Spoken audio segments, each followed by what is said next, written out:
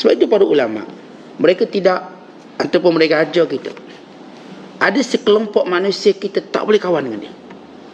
La tusahib. Mereka membilang beberapa watak, kan setiap watak, sebagaimana kata Imam Al-Ghazali, dia akan berpindah pada kita tanpa kita sedar. Seorang yang berkawan dengan perasuah, tanpa disedar dia terima rasuah bila dia kawan. Seorang berkawan dengan pengkhianat, tanpa sedar dia juga khianat.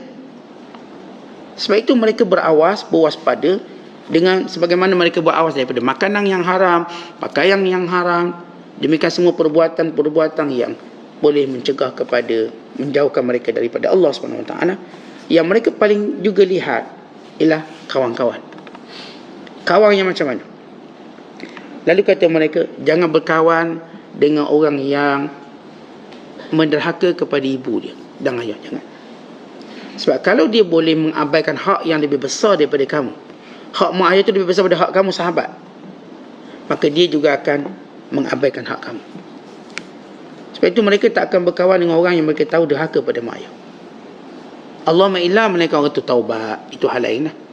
Kita cerita kalau orang jadi biadab dengan mak ayah, saya tak kawan dia. Kenapa kita terpalit sekali lah? Allahumma illa melainkan kalau tuan-tuan ni kuat, boleh nasihat dia selalu.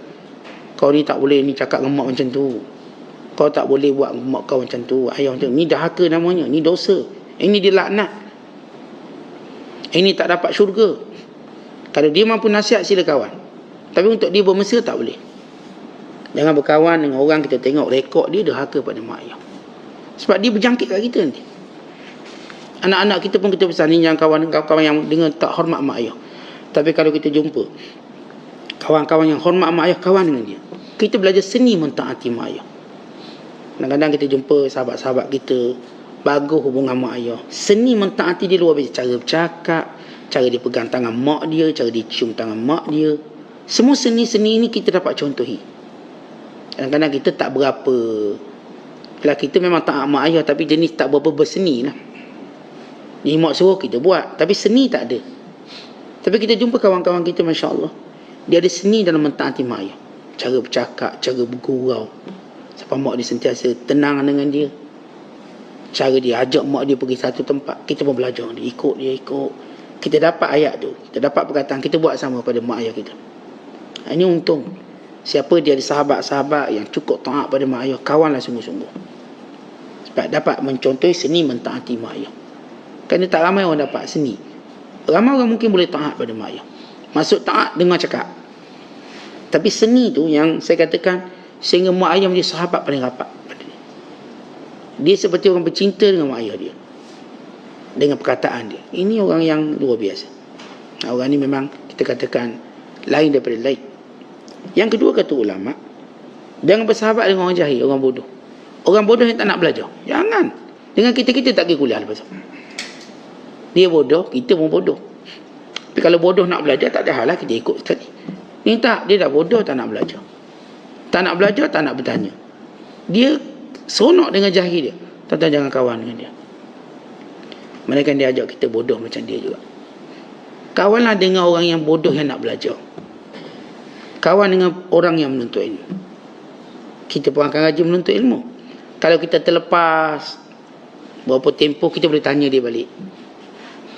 Kalaupun kita tak tanya, dia boleh ingatkan kita balik. Dan yang ketiga kata ulama, jangan berkawan dengan orang yang akhlak buruk, sayyi'ul khuluq. Yang akhlak buruk ni jangan kawan dengan dia. Sebab apa kita dah sebut tadi, dia akan berpindah, berjangkit. Sedar tak sedar, macam COVID berjangkit. Perangai buruk, tak kira apa buruk dia. Yang namanya perangai buruk, dia tak boleh jadi sahabat kita. Nampak? Maksudnya, kalau orang tu dia berperangai buruk, dia tahu itu salah dan dia nak keluar, itu tak apa. Ini kita cerita yang berbangga dengan perangai buruk. Dan tuan-tuan siapa tak ada perangai buruk, kita ada perangai buruk. Tapi kita tahu benda itu salah. Dan kita belum kuat untuk tinggalkan semuanya. Orang macam ni tak apa, dia tahu itu salah dan dia nak tinggalkan. Ini kita cerita yang berbangga dengan keburukan akhlak dia. Dia bangga keburukan akhlak dia. Maka orang ni kita tak kawan. Dan yang keempat kata ulama, jangan berkawan dengan dipanggil sadiqul afiyah. Sadiqul afiyah, kata Imam Khattabi, kawan kita ada dua. Satu kawan yang berkawan ketika susah. Berkawan dengan kita ketika susah. Ini kawan. Satu dia cuma kawan waktu senang. Bila kita susah dia lagi. Ini dipanggil sadiqul afiyah, kawan senang. Kata Imam Khattabi rahmatullahi alaih, jauhi dia. Jangan kawan dengan kawan bila kita susah dia tak ada batang hidup. Ini bukan kawan. Tuan-tuan boleh sembang, boleh salam. Kawan tak maksudnya kawan boleh musafir sekali tak. Sebab ni kalau musafir sekali kau tarik pancik dia tinggal je kita.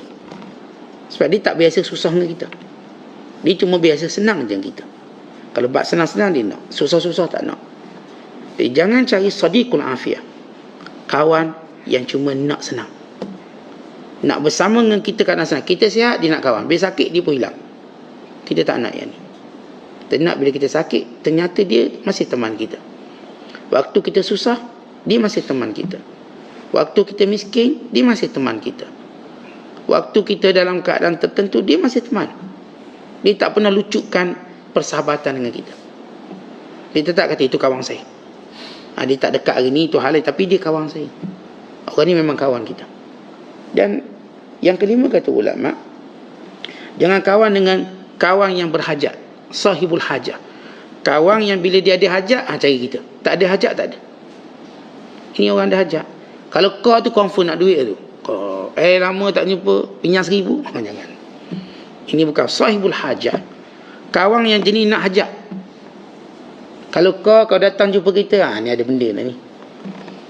Lama tak ziarah kau, ni datang ziarah, boleh pinjam 1,000. Ini bukan kawan kita. Tapi kalau kawan kita dia ada hajat ke tak ada hajat dia datang. Apa hajat kemari? Tak ada hajat apa, nak tengok muka tuan hamba je. Nak tengok muka sahabat tercinta itu je. Ni apa tujuan telefon? Tanya khabar, lama tak dengar, sihat tak sihat, kita pun tak tahu ni. Alhamdulillah masih hidup lagi. Artinya ini sahabat baik. Tapi sahibul hajah yang jenis kalau jumpa mesti ada hajat. Tidak, tak ada. Dan kan dia tahu bila kita bersahabat, hajat kita lebih besar pada itu, yakni syurga Allah. Itu yang paling besar bila kita bersahabat. Kemudian kata ulama, jangan berkawan dengan sahib, berkawan dengan orang bakhil. Kata bakhil jangan kawan. Kerana bakhil dia berjangkit dengan kita, kedekut. Kalau kita pergi makan dengan dia, payah nak keluar duit kan. Bakhil dia, jangan kawan dengan dia. Ini kalau kita tertinggal wallet, dia lari dia. Sebab dia sifat bakhil. Dia kalau berjalan pun duit tak nak bawa. Kita boleh kenal orang tu sifat bakhil. Kalau dia berjalan kita, dia bawa duit tak? Bukan masalah siapa belanja, dia bawa duit tak? Kalau dia bawa duit, dia bukan orang bakhil. Sebab dia dah prepare. Kalau kawan aku tak cukup, aku bayar top up. Tapi kalau jalan tak bawa beg duit ni, kita kena confuse ni. Tak ada satu bini saya tak bawa duit. Bini kita pun dalam keturunan bakhil juga. Artinya bawa duit. Bila jalan dengan sahabat, bawa duit. Masalah siapa keluar itu hal kedua. Tapi duit bawa. Kita tak tahu bila orang ni ada masalah. Kita tak tahu. Kalau sahabat pemurah, walaupun dia tahu kawan ni tak akan biarkan dia belanja dia. Dia pun tahu benda ni. Tak akan dia belaka. Tapi dia tak pernah baik. Dia ada prepare dia. Tiba-tiba kawan Allah tertinggal. Tak apa, duit saya ada. Nah. Suami pula kata, Allah abang tertinggal duit. Tak apa bang, saya ada duit abang ni. Ni bang, kalau suami sebut, oh abang tertinggal. Saya mah tak bawa duit bang. Nasib lah abang. Habis kita. Artinya, kita boleh tahu watak orang pemurah. Saya katakan, kalau dia berjalan, dia tetap bawa duit. Macam mana kita buat? Dan kadang-kadang dia bawa banyak duit dia. Bukan nak boleh, tapi dia bawa. Kenapa dia bimbang sesuatu, dia akan tolong. Dia ada preparation dia. Apa? Saya akan buat. Ni kita boleh kenal lah. Tapi bukanlah secara mutlak, cara umum. Kita boleh kenal orang tu pemurah. Dia mesti berjalan, dia ada duit dia bawa duit. Sebab dia tahu kalau kawan dia ada sesuatu, duit dia akan ke depan. Dia ada orang yang kita tahu, dia kalau jalan kita, dia tak akan izinkan kita keluarkan duit. Itu kerana sifat pemurah. Sebagaimana kisah sahabat yang mulia Abdullah bin Umar. Abdullah bin Umar beri syarat, siapa pun nak musafir dengan dia, tak boleh keluarkan duit. Kalau keluarkan duit, dia tak nak musafir. Yang kedua, tidak boleh pun berkhidmat pada dia. Dia akan khidmat pada orang tu. Maknanya kalau nak musafir dengan dia, dia akan angkat air. Bukan orang tu angkat air ke dia. Dia tak nak. Itu dia punya polisi, musafir dengan dia. Yang sanggup sila. Tak sanggup, tak boleh. Kalau orang kan rasa bersalah, Asyik Abdullah bin Umar je belanja. Tak, itu syarat kamu nak jalan dengan aku. Sebab dia nak ambil kesempatan, pahala besar melayani tetamu dan sahabat dia. Lagi dia tak izinkan. Itu syarat dia. Jadi sahabat yang bakhil kita tak boleh kawan. Dia merosakkan agama kita. Dan di antara sahabat yang juga dalam kategori makan, minum, pakaian ialah sahabat yang dipanggil mutalawin, ai mutakallib. Sahabat yang tidak konsisten, tidak istiqamah. Tetapi kita kawan sahabat tak istiqamah, masalah kita. Dipanggil mutalawin, berwarna-warni. Maksud warna-warni ialah dia tak tetap pada satu prinsip. Dia kalau jenis ke masjid, kejap pergi, kejap tak pergi, ni tak boleh kawan. Kalau pergi kuliah, kejap pergi, kejap tak pergi, ini tak boleh kawan. Sebab ni panggil mutalawin, mutakallib, tak tetap. Kalau kita kawan, dia tahu kalau dia tak datang pun memang sebab yang tak mampu dia elak. Dia tak mungkin kerana tanpa sebab untuk dia tak nak berada dalam kebaikan. Sebab apa? Sebab kita nak latih istiqamah, kita kena ada kawan yang istiqamah. Tapi nak latih istiqamah dalam agama, tiba dapat kawan yang banyak alasan dalam agama, dengan kita berjangkit alasan tu. Dia kata, dia malam hari ni kuliah, hari ni tak boleh. Esok pun tak boleh. Banyak alasan, bukan kawan kita. Ini dipanggil mutalawin atau mutakallib, tak tetap dalam kebaikan. Dan kita jangan berkawan dengan orang yang ahmak, bodoh.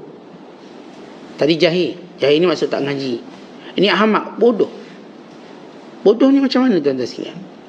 Orang bodoh ni, Al-Imam Ibn Hibban disebut beberapa kriteria orang bodoh. Dia panggil ahmak. Antara kriterianya, kalau kita buat jahat pada dia, dia buat baik pada kita. Tapi kalau kita buat baik pada dia, dia buat jahat pada kita. Ni peliknya kat situ. Dia kalau kita tengok orang baik, orang baik bila kita buat jahat pada dia, dia buat baik pada kita. Kalau kita buat baik pada dia, lagi baik dia buat pada kita. Itu orang baik. Tapi dia ada spesies manusia. Bila mana kita buat baik, dia buat jahat. Dia ambil kesempatan daripada baik kita. Tapi bila mana kita mula tahu dia ni jahat, dia pula tunjuk buat baik supaya cover kejahatan dia. Ini ahmak, orang bodoh. Orang yang kalau dengan bahasa mudah macam munafik. Orang ahmak ini juga dia ada satu sifat jenis bercakap tak berhenti. Cakap memang tak nak berhenti. Dia je nak cakap. Ini sifat ahmak dia panggil. Sebab kita kalau kawan, kita beri ruang kawan kita cakap, kita pun nak dengar cerita dia. Kita juga nak tahu hal dia. Ni semua hal kita, hal dia tak tahu. Mana dia ni orang ahmak. Dia berkawan, dia tak kenal kawan dia. Sebab dia tak pernah bagi ruang kawan dia bercakap. Kita kan kalau bersahabat, kita tahu dia duduk mana, dia kerja apa, anak berapa orang, kita tahu siapa isteri dia, kita tahu apa kerja dia, kita tahu bila waktu lapang dia, kita tahu bila waktu sibuk dia. Sebab kita kawan, kita beri ruang untuk dia bercakap tentang dirinya. Tapi ada orang bodoh ni, dia tak kenal kawan dia. Awak duduk sembang berhari-hari, tak kenal. Tak kenal sebab saya cuma perkenalkan diri saya. Tu pun tak habis lagi ni. Dia tak kenal kawan dia. Umur kawan dia tak tahu. Tak tahu kawan dia esok dah mati dah. Sebab dia lupa tanya umur kawan dia dah 70 dah mati dah. Umur pun dia tak tanya. Benda-benda yang kita tuan-tuan bila tanya umur, maknanya dengan umur tadi kita akan letak prioriti. Prioriti kalau dah nampak tua, ini prioriti untuk kita banyak bersama dengan dia. Mungkin dia tak lama. Secara hukum adat. Bukan hukum syariat, hukum adat. Orang tua tak lama, tapi bukan maksud orang muda tu lama. Kita bila sebut hukum adat, ini hukum kebiasaan. Biasaan dah masuk 63, tak lama lah tu. Jadi kita pun tahu nilai berkawan dengan dia. Jangan gaduh dengan dia. Jangan itu dengan dia. Umur dia kita manfaatkan betul-betul.